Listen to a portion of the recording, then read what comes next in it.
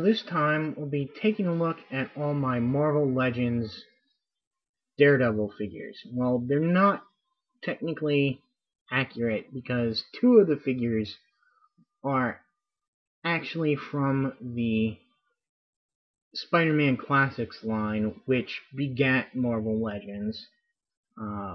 But I consider them certain figures of that line to be Marvel Legends, as I think a great many people do. Taking a look from the first wave of Spider-Man Classic figures, we have this Daredevil, and he comes on this pretty cool base. Got lots of detail with the wall, stained glass window back there. Of course, being themed on like a church window. And you could hang this on the wall and it would make a pretty cool display. It's got 3 pegs on it for the holes on the bottom of the figure, and although I can't find it, it does have a hole for a little clip on there so you can have him plugged into there and then clipped around the waist so you can have him in like a swinging or jumping pose. And this is one angry Daredevil and he's mad at you. Yeah, pretty intense face there. Not too into it. But this being the first Marvel Legends style figure, I'm going to give it a little bit of a slide. You got what would become the standard articulation with the head articulation there. Arms go all the way around, double elbow joints, rotates at the forearm, bends at the wrist, and has finger articulation.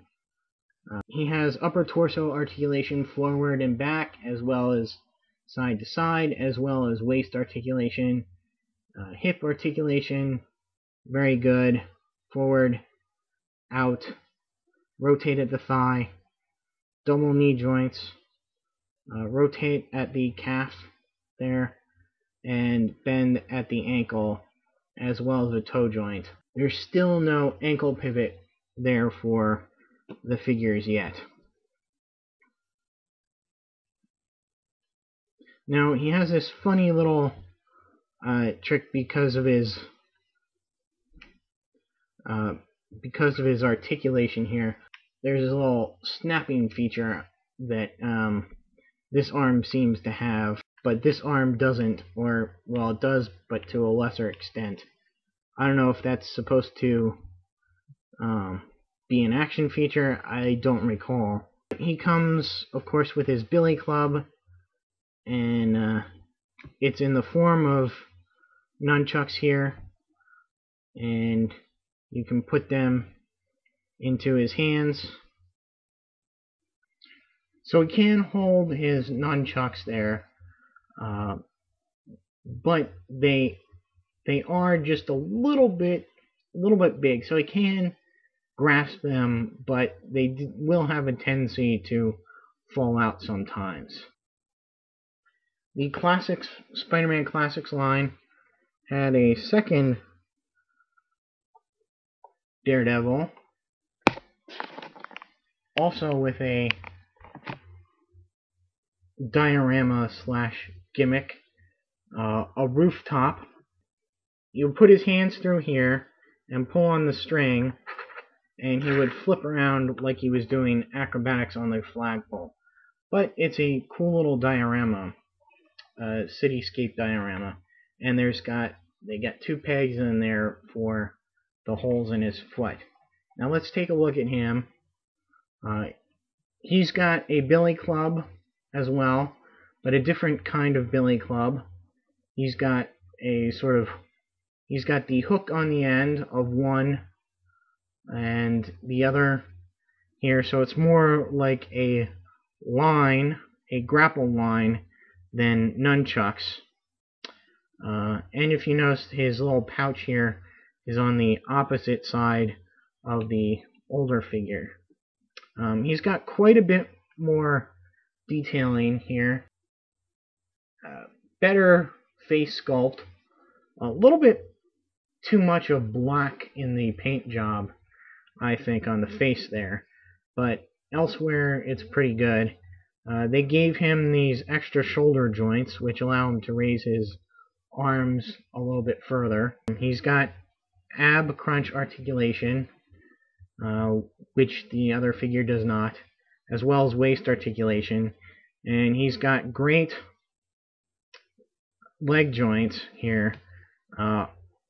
But unfortunately, since the figure came out, or right out of the box, right out of the package, all the limbs and the leg were pretty loose. So he has a lot of trouble standing up. This figure does not have the ankle pivot, nor does he have the fingers here, but that's so that he can hold on and grip the gimmick here without falling off. One other thing that I should note is that I don't like the way they did the forearm swivel here, which breaks up the sculpt too much, I think. And they could have just easily done that down here. But my feeling is that, again, they didn't want that to interfere with the gimmick and have him fling off and hit some child in the face.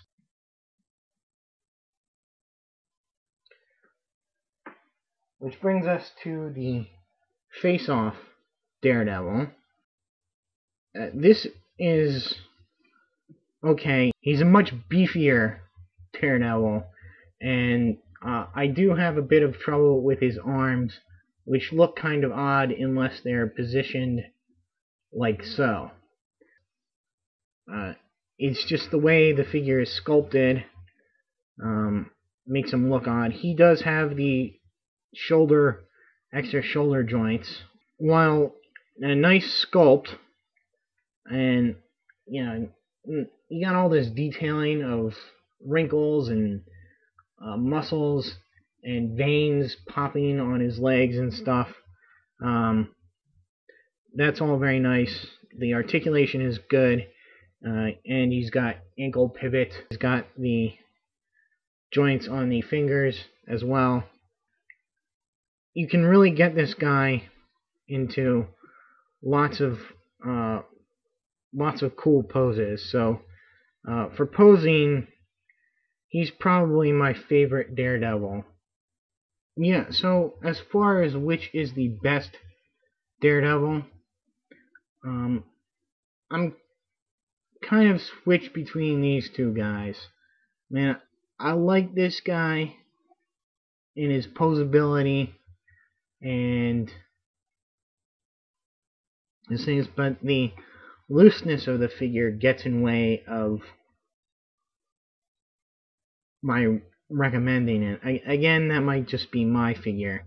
And while this guy still has the posability and is a little bit stiffer and can stand, there's some parts about the way he's sculpted I think just doesn't fit in with the Marvel Legends as a whole.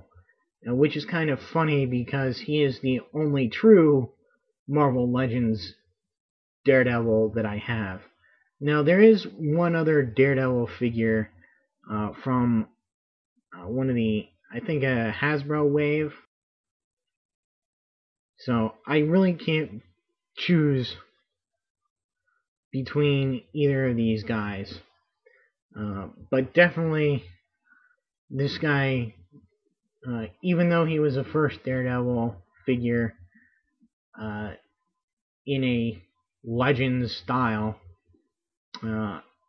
he is relegated to storage. Either one of these guys comes out for my display, as Daredevil, depending upon which mood I'm in. So anyway, that was my look at my Marvel Legends Daredevil figures. And stay tuned for some more videos like this where I'll be taking a look at many figures of one character.